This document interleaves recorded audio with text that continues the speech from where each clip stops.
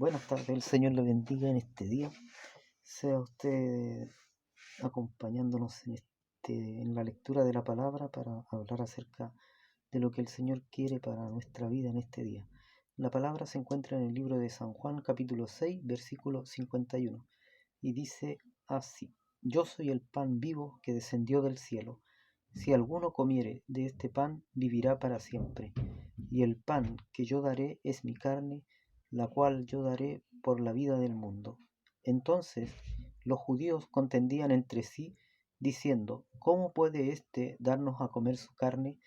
Jesús les dijo: de cierto os digo, si no coméis la carne del Hijo del Hombre y bebéis su sangre, no tenéis vida en vosotros. El que come mi carne y bebe mi sangre tiene vida eterna, y yo le resucitaré en el día postrero, porque mi carne es verdadera comida y mi sangre es verdadera bebida. El que come mi carne y bebe mi sangre, en mí permanece y yo en él. Como me envió el Padre viviente, yo vivo por el Padre. Asimismo, el que me come, él también vivirá por mí. Este es el pan que descendió del cielo, no como vuestros padres comieron el maná y murieron. El que come este pan vivirá eternamente. Estas cosas dijo en la sinagoga, enseñando en Capernaum. Entonces la palabra de este día habla acerca de Jesucristo y cómo él enseñaba a los que escuchaban, ¿cierto?, en la sinagoga, que era el lugar de reunión, el lugar donde se reunían la gente para escuchar la palabra de Dios. Y él les decía que, dándole un nuevo mensaje, ¿cierto?, de que él era el pan de vida. Jesucristo es el pan de vida que descendió del cielo, y quizás hoy en día a nosotros nos cueste menos entenderlo que lo que entendieron ellos, porque quizás ellos no lo vieron como en la forma espiritual, sino que lo veían en la forma física. Entonces ellos decían: ¿cómo nosotros vamos a comer carne y menos todavía de una persona? Pero Jesús no se refería a eso, a lo físico, sino que él estaba hablando a lo espiritual. Entonces esta palabra se aplica a lo espiritual, y ahí es donde nosotros debemos entender que Jesucristo vino al mundo, ¿cierto? Así como lo dice Juan 3:16, porque de tal manera amó Dios al mundo que ha dado a su Hijo unigénito para que todo aquel que en él cree no se pierda, mas tenga vida eterna. Entonces, nosotros desde ahí entendemos que Jesucristo fue enviado para redimir al mundo de su pecado. Y esto es lo que nos cuesta muchas veces entender, ¿cierto? Porque nosotros somos los que ponemos una marca y decimos que tal persona puede recibir la salvación y tal persona no lo puede recibir. Y a veces cuando nosotros analizamos, ¿cierto?, nuestra propia vida, encontramos de que quizás no tenemos salvación porque a lo mejor nos hemos equivocado tantas veces, pero la palabra de Dios dice que sí, dice que si nosotros nos equivocamos, abogado tenemos en Cristo. Y hoy en día están pasando tantas cosas, ¿cierto?, en el mundo, en nuestro país, en las ciudades, grandes, pequeñas, ¿cierto?, con esto que se está viviendo, que cuesta a veces mantener la fe en pie, cuesta a veces tener confianza, ¿cierto?, en el día de mañana, en que Dios nos va a proveer, en que Dios nos va a ayudar. Pero la palabra de Dios dice que si nosotros confiamos en Él, si nosotros creemos en Él, nada nos faltará. Y es así como nosotros debemos aprender a confiar en Dios. Quizás hoy en día, más que nunca, sea difícil poner esto por obra, sea difícil el confiar nuestras aflicciones, nuestras penas, nuestras angustias, ¿cierto?, a Dios. Y, y normalmente empezamos a buscar respuestas en lo que el mundo da, cuando lo que más, ¿cierto?, sería como que si su hijo, ¿cierto?, estuviera pasando por un problema, su hijo, estoy hablando de un niño que tenga, no sé, pues, unos 8 años, 10 años, y él sintiera que tiene un problema y que está pasando un mal momento, y en vez de buscarle a usted para que usted le ayude, fuera a buscar al vecino del lado para contarle sus problemas y sus penas, ¿cierto? Y viniera el vecino del lado y le dijera: oiga, pero ¿cómo usted no se ocupa de su hijo, ¿cierto? No ve la pena que tiene su hijo, sino que él tiene que ir a contarme a mí las penas que tiene para que yo le consuele. Entonces usted se sentiría mal, ¿cierto? Sería como ilógico que pasara eso, pero yo creo que pasa más de alguna vez. Yo creo que las personas les sucede eso, que los hijos le cuentan a otras personas los problemas que tienen y no a sus propios padres, porque hay una falta de comunicación. Entonces, a nosotros, mire, como creyentes, muchas veces nos sucede lo mismo.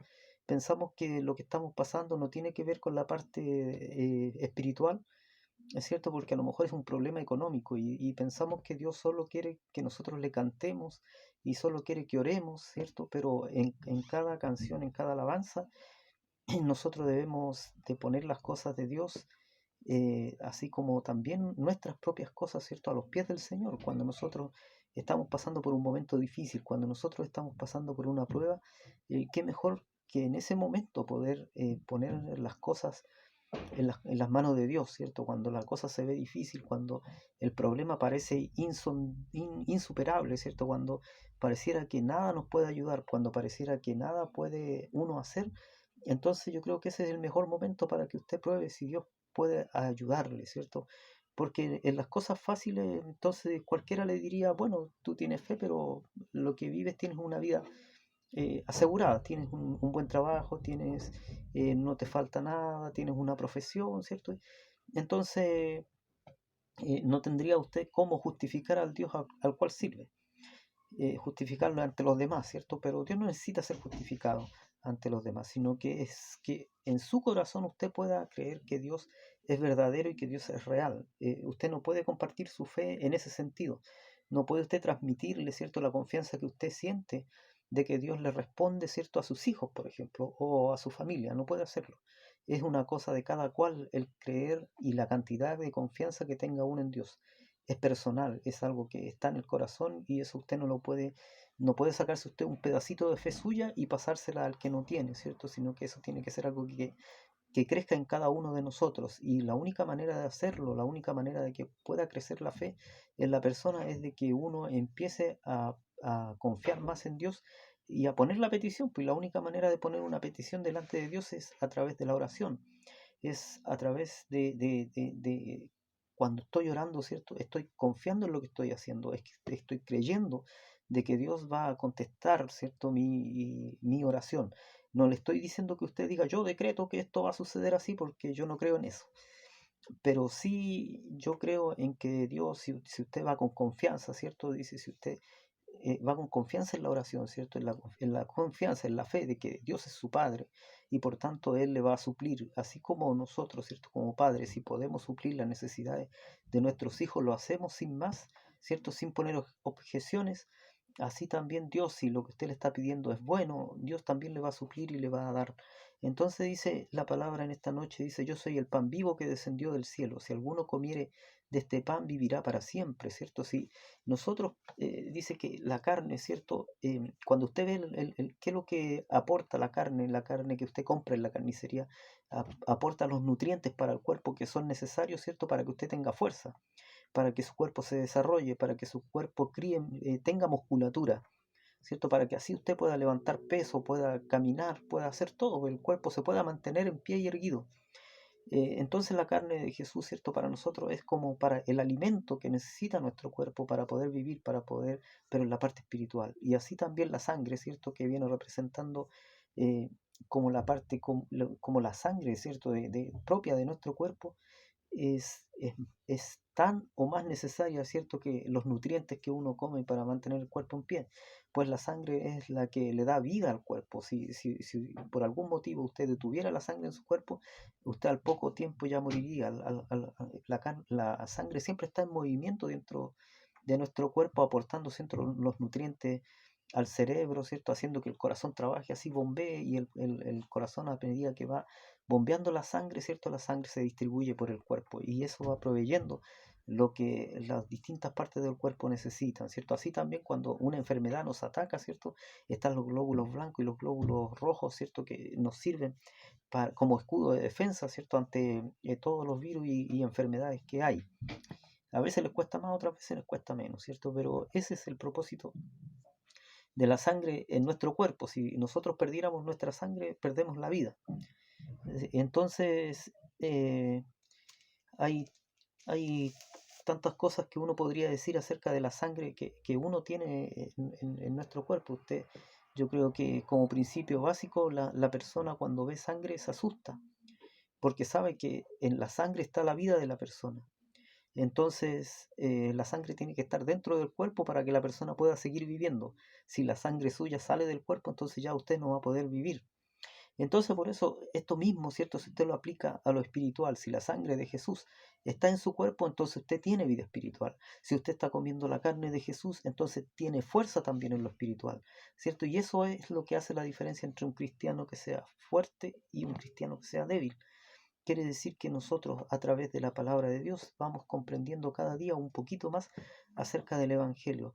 Pero el Señor en esta tarde nos habla acerca de que Él es el pan vivo que envió Dios del cielo. ¿Por qué es el pan vivo? Porque dice que en los tiempos anteriores, ¿cierto? Cuando Israel sale de Egipto, Dios alimentó, ¿cierto?, a su pueblo con el maná que venía del cielo, que era parecido, ¿cierto?, a una masa, ¿cierto?, con la que hacían ellos pan y hacían otras cosas que se podían hacer con la masa.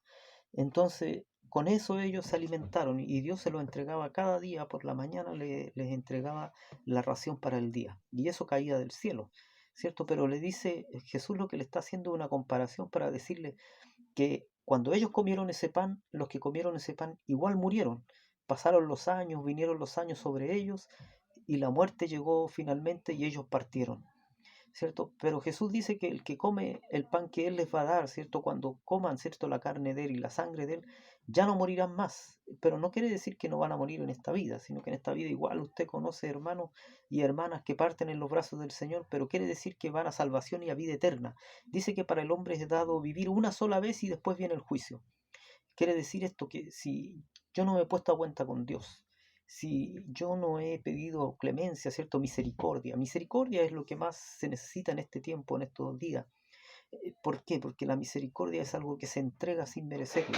Es algo a lo que usted puede acogerse para que otro le pueda perdonar, ¿cierto? Cuando ya no hay, ¿cierto? Eh, a qué me pueda acoger, ¿cierto? Entonces queda la misericordia. Cuando ya no hay, cuando yo me he equivocado, ¿cierto? Y no hay cómo restituir o no hay cómo devolver lo que hice, entonces queda la misericordia de parte del que yo agravié, ¿cierto?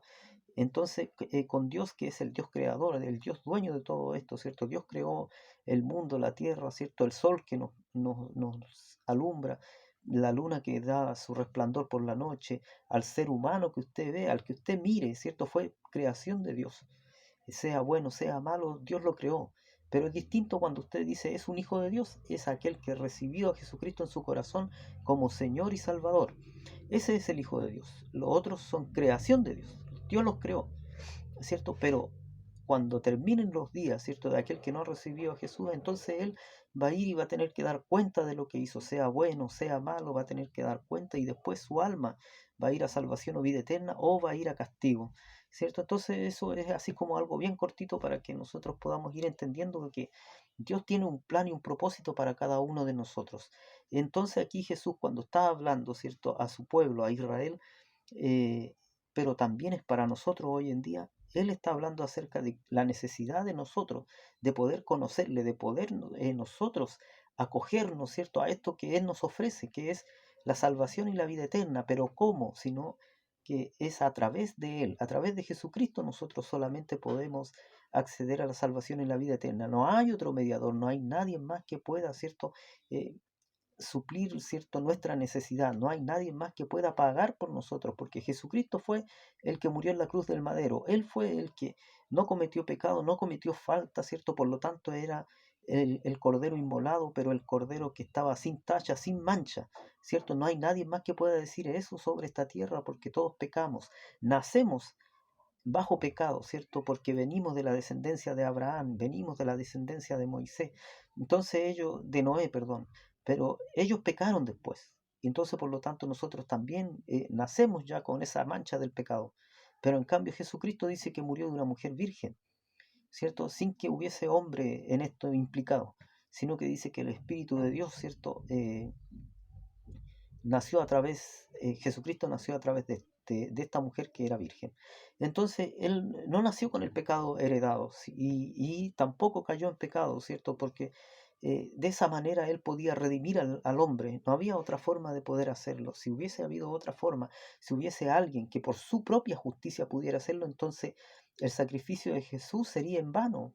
¿Por qué? Porque entonces, si hubiese una persona, ¿cierto?, que pudiera ser tan justo, que no necesitara la redención de parte de Dios, entonces Dios, ¿para qué iba a poner a su hijo por la muerte para muerte, ¿cierto? Para redimir al mundo si hubiese podido levantar descendencia de aquel que fuera justo, ¿cierto? Entonces por eso nosotros necesitamos entender esta parte para saber que no es que pueda haber otro que nos pueda justificar u otra que nos pueda justificar otra persona, ¿cierto? Sino que es solamente a través de Jesucristo. Dice la palabra, entonces los judíos contendían entre sí diciendo, ¿cómo puede éste darnos a comer su carne? ¿Cierto? Porque para ellos decía que dentro de las cosas que no se podían comer, habían animales que no se podían comer, ¿cierto? Y quizás el dato más común es que no se podía comer carne de cerdo, no se podían comer aves, ¿cierto? Solo algunos tipos de aves se podían comer, algunos tipos de pescado. Por ejemplo, los que eran filtradores, ¿cierto? Que sería como la almeja, los locos, este tipo no se podía comer, no se podían comer. Los peces sí, pues, la pescada y otras, eso se podía comer, pero habían varias cosas que dentro de todo lo que ellos comían, no se podía comer todo lo que había en la tierra. ¿Cierto? Entonces, para ellos el comer, ¿cierto? ¿Cómo podían comer carne humana? Era imposible, no estaba ni siquiera en su pensamiento. Entonces Jesús se lo aclara y le dice que él estaba hablando acerca de lo espiritual, ¿cierto? Acerca de este reino que iba a venir, que iba a ser puesto por Dios para todo aquel que quisiera recibirlo. Eso lo hace, ¿cierto? No que lo haga específicamente, sino que a través de usted, de la escritura, de lo que se va leyendo, usted va a poder entender que se refiere a la parte espiritual del hombre, que tiene que comer la carne de Jesús en la parte espiritual, para que sepa, ¿cierto?, que no solamente debe nutrir cada día el cuerpo para no desmayarse, sino que también tiene que hidratarse, ¿cierto? Tiene que tomar agua, ¿cierto? Algunos dicen, no, si yo soy re malo para tomar agua, pero usted toma agua en diferentes formas. Algunos toman harta bebida que le hace mal, deberían cambiarlo y tomar agua pura. Otros toman harto té, y de esa manera el cuerpo tiene que trabajar mucho para transformar ese té en agua. Y otros toman café. eh, y el cuerpo lo mismo, pues los riñones tienen que limpiar esa agua que usted se toma o ese café y tratar de ocuparlo lo más limpio que pueda, ¿cierto? Y después eso ahí donde, en esa parte es donde sufren los riñones porque tienen demasiado trabajo, porque si usted les diera agua pura, agua limpia, entonces no tendrían que trabajar tanto sus riñones. Entonces necesita, así como usted necesita tomar agua y hidratarse, así también debe ser en la parte espiritual. Usted necesita la sangre de Jesús para hidratar su espíritu, para que su espíritu se mantenga joven, para que su carne se mantenga joven. Entonces usted necesita la palabra de Dios en su vida y en la vida, ¿cierto?, en su hogar. Dice, entonces los judíos contendían entre sí diciendo, ¿cómo puede éste darnos a comer su carne? Jesús le dijo, de cierto os digo, si no coméis la carne del Hijo del Hombre y bebéis su sangre, no tenéis vida en vosotros. Entonces, ¿qué le decía con esto? Que mientras el hombre no recibe a Jesucristo en su corazón, mientras no recibe las buenas nuevas de salvación, mientras no hace parte de su vida lo que Dios quiere hacer en él, el hombre no tiene vida. El hombre está muerto, ¿cierto? Lo que pasa es que nadie se lo ha dicho. Nadie nos ha dicho que mientras Cristo no haga morada en nuestro corazón, en nuestro espíritu, nosotros no tenemos vida, no podemos entender las cosas de Dios. Y si no entendimos las cosas de Dios, entonces no vamos a salvación, no vamos a vida eterna, porque es un requisito indispensable el poder recibir a Jesucristo en nuestro corazón y en nuestra vida para poder acceder a la salvación y la vida eterna. Yo escucho a veces a las personas que dicen, pero yo soy bueno. Y la verdad que dice la palabra de Dios, dice que nuestras justicias son como trapos de inmundicia.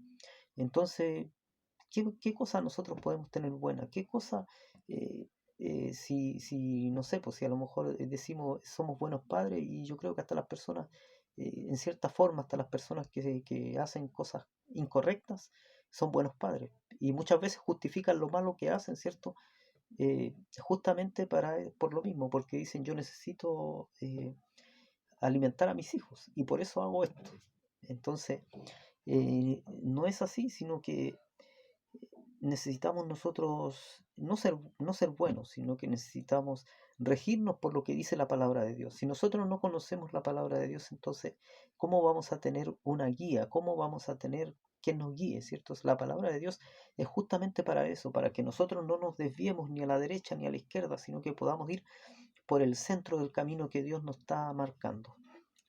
Dice, el que come mi carne y bebe mi sangre tiene vida eterna, y yo le resucitaré en el día postrero. Si usted lee este capítulo 6 de Juan, varias veces se nombra esta misma palabra, en donde dice, y yo le resucitaré en el día postrero, en el día, ¿cierto? Cuando Él venga, ¿cierto? A lo mejor ya hemos partido de este mundo, o tal vez no, porque muchos predicadores piensan que esta generación que está ahora, esta que está hoy, ¿cierto? De la cual yo soy parte, eh, dicen que es la generación que verá el rapto. Y el rapto de la iglesia es cuando Cristo venga en las nubes, ¿cierto? No va a pisar la tierra, sino que dice, venga Cristo en las nubes y va a llevar a su iglesia. Y después viene la tribulación, ¿cierto? O la gran tribulación que es conocida, ¿cierto? La gran tribulación para la tierra, para los que queden aquí en la tierra. ¿Por qué? Porque tiene que haber un proceso, ¿cierto? Pero eso es largo de explicar. Entonces lo podemos dejar para otra predicación. Pero tiene que usted entender que esto que se está viviendo en estos tiempos son señales de los tiempos finales. Quizás muchas veces usted lo ha escuchado, que Cristo viene ya, pero aunque pasara esta generación, pero va a llegar igual el día en que yo voy a partir del escenario de esta tierra, porque a lo mejor van a ser muchos años más o pocos años, ¿cierto? Porque nadie sabe en qué momento va a partir de esta tierra.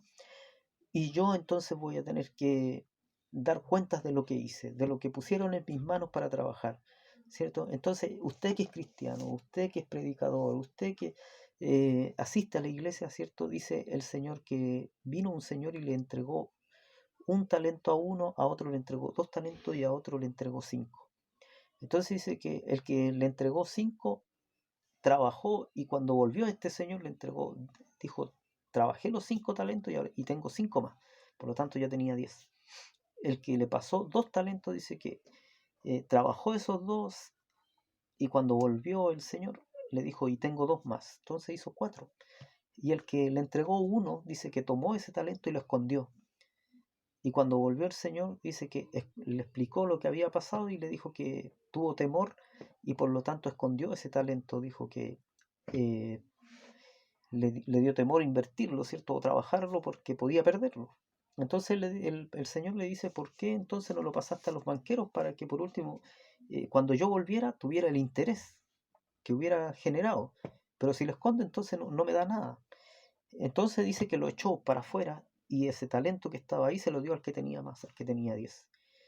Muchas veces nosotros pensamos, ¿cierto?, que necesitamos saber de la palabra para poder hablar de ella, pero no necesitamos conocerla hasta lo sumo, ¿cierto? Porque no hay nadie que pueda conocer toda la palabra de Dios. Pero si nosotros manejamos algo de la palabra de Dios, ¿cierto? Entonces nosotros debemos hablar acerca de esto a los que conocemos. Una vez escuché a un pastor que le hacían una pregunta muy difícil, entonces yo puse atención, un pastor ya de edad, entonces puse atención para escuchar la respuesta. Y no recuerdo la pregunta cuál fue, pero sí me recuerdo la respuesta que el pastor dio. El pastor le dijo, mire, la verdad dijo que yo no sé cuántos kilómetros hay desde, desde Jerusalén al monte de Gólgota, dijo. Lo que yo sí sé, dijo, es que Jesús murió por mí y debido a eso yo tengo salvación y vida eterna.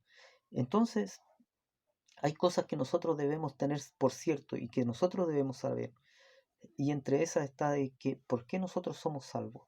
Entonces es porque Jesús, ¿cierto? Siendo el pan de vida, nos da vida a nosotros y a través de esa vida nosotros podemos llegar a la vida eterna. Imagínese qué mejor regalo puede tener usted que al partir de esta vida, ¿cierto? Ya sabe que va a salvación y vida eterna, que va a tener el descanso, que ya cuando el día que le abra sus ojos, ¿cierto? Hay algunas personas que dicen, voy de regreso a mi hogar, ¿cierto? Cuando la persona va a fallecer, no dice voy a morir, sino que dicen ellos, voy de regreso a mi hogar, ¿cierto? Porque ellos tienen quizás un concepto más amplio que el que tiene la mayoría de las personas. Para la mayoría de las personas es un sufrimiento el partir, el dejar esta tierra, pero para otros que han conocido a Dios íntimamente, que han conversado cada noche con Él, cada mañana, ¿cierto? Cuando van a partir de esta tierra, ellos tienen un concepto diferente y dicen voy a regresar a mi hogar. Entonces, que ese pueda ser un día para nosotros, ¿cierto? El pensamiento, no solo de decirlo con los labios, con la boca, sino el sentirlo en el corazón de que nosotros somos en esta tierra peregrinos, ¿cierto? Pero que un día vamos a ir a nuestro hogar y vamos a estar en nuestra residencia. Que el Señor le bendiga en esta tarde y recuerde usted que Jesús es el pan de vida y es el que nos da la vida a nosotros. Para Dios que vive, para Él sea honra, gloria y Él de mí tenga su misericordia.